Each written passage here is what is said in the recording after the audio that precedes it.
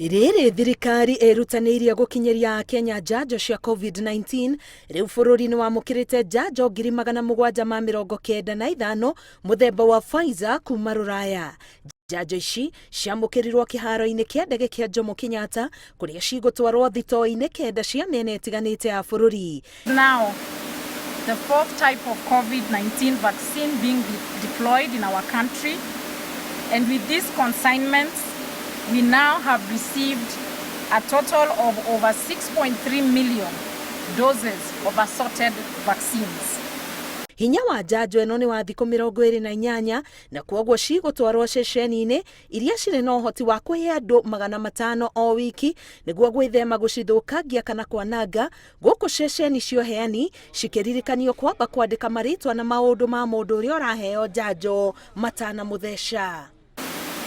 During the last 3 weeks, the Ministry of Health has really been at the forefront and working closely with the counties to ensure that we have trained over 3,000 health workers who will be undertaking these vaccinations and who are designated in the various vaccination points across the country. Ihinda-inĩ o rĩu, magana ma ahũri biacara ũkuui-inĩ wa mũĩngĩ nĩ meyumĩririe kwamũkĩra njanjo thitĩnji-inĩ itiganĩte mũciĩ-inĩ wa Nairobi. Nilikuwa nimesubiri sana kwa sababu nilikuwa na uoga. Watu walikuwa wanasema hivi. Sasa mimi nikaamua wacha nidungwe kwa sababu nikae mwili yangu isiwe mahututi. Nijizunie.